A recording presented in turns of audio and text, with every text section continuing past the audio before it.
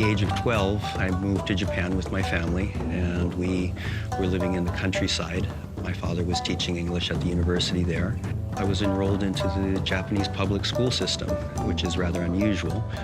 And I was drawn to the kendo club. I had seen kendo once before, and it seemed to have a deep history to it. I saw it as a good way to learn the culture and the language, but there is also a sense of discipline in kendo, which develops the human character, as they say, according to the principles of the sword or the katana.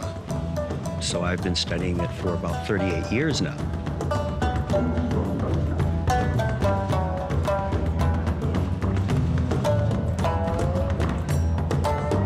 My name is Tusha Bunton, the gallery director here at Robin Bunton of Honolulu. We're an art gallery. We deal in contemporary and traditional Asian and Hawaiian artwork.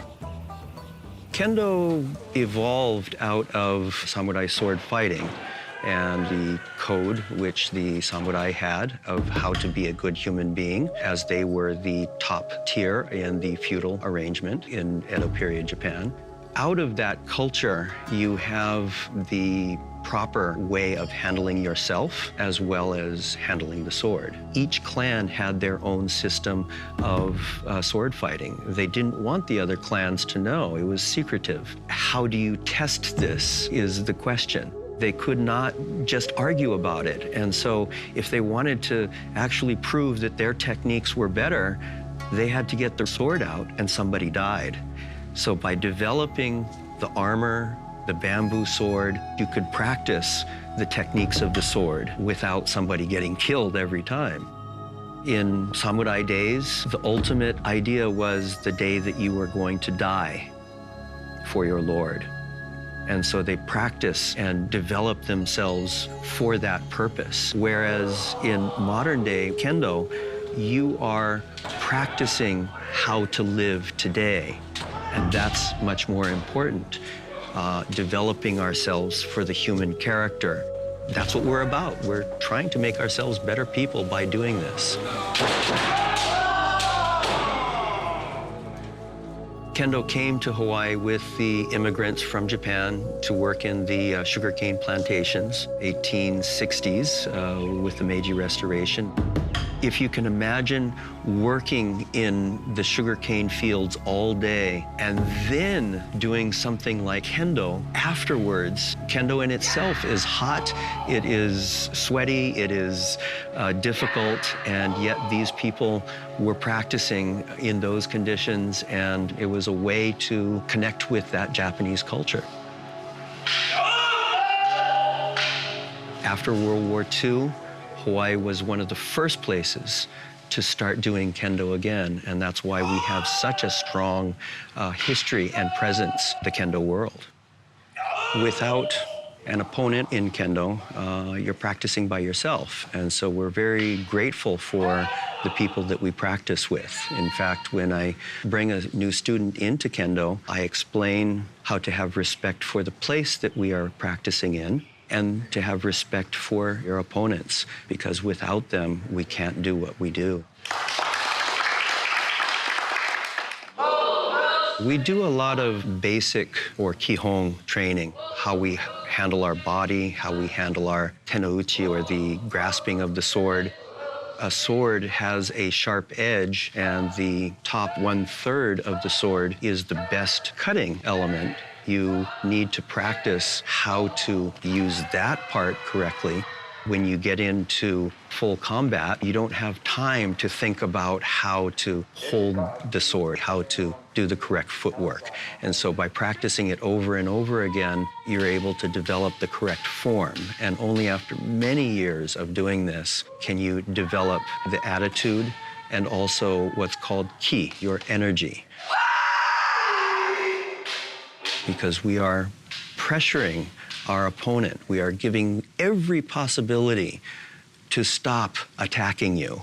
And that pressure is something that develops over many, many years.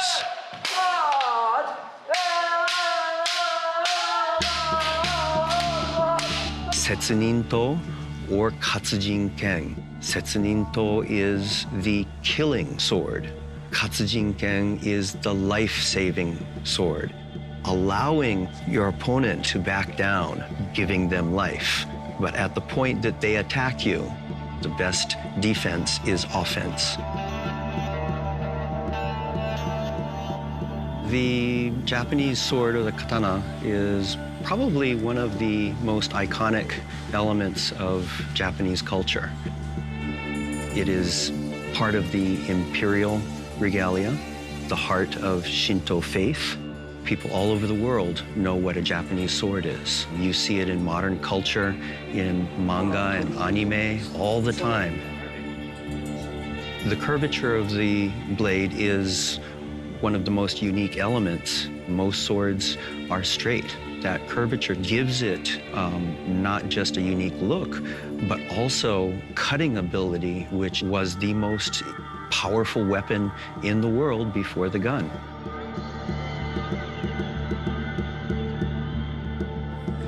The folding or the making of a blade is a religious ceremonial practice. In making a blade, they're infusing a spirit or a kami into the blade. We need to always, when we practice with it, respect that element to a sword. 4th to 6th century, you see the introduction of metal blades coming from Korea and mainland China. And then, of course, the evolution of the Japanese curved blade takes place sometime in the Heian period, about the 11th century.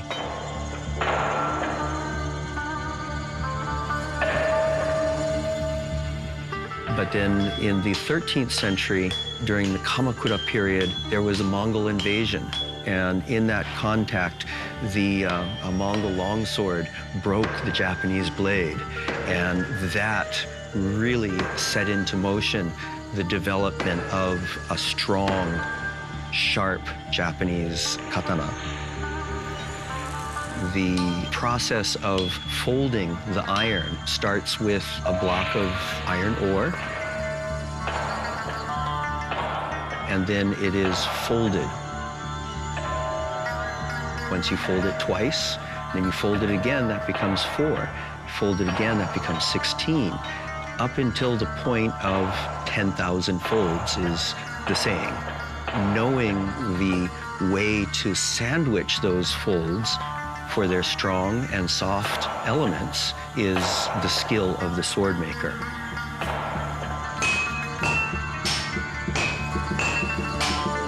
You can see the grain, the way that the metallurgy works together, the shape of the blade, the curvature or the sori, how to make those clean lines look perfect. It's like shaping a diamond. You are looking for the beauty of how those lines go together.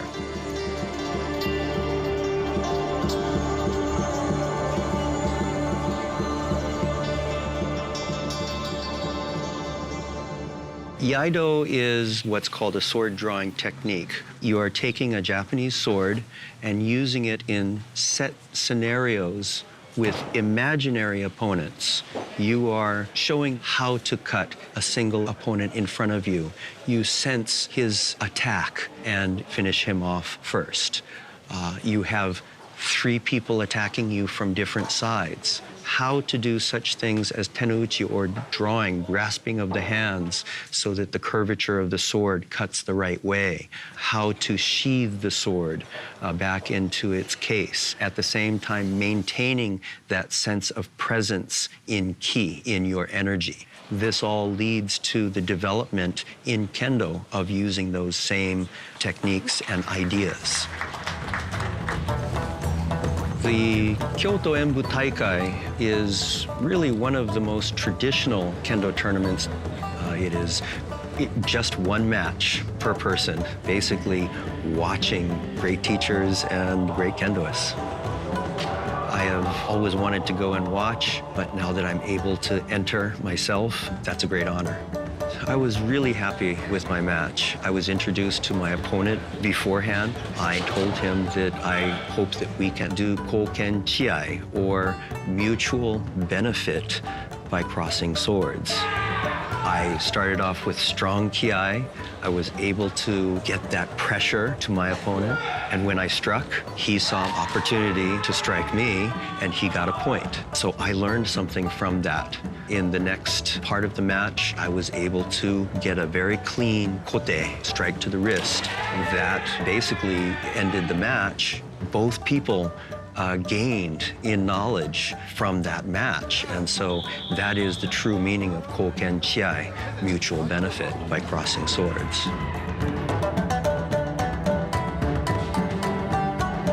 We want to see kendo go in a good way. It's always still a developing thing. It's not something that is dead or is stationary.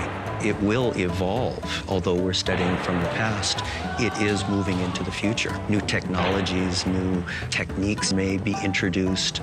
These are all things to be seen.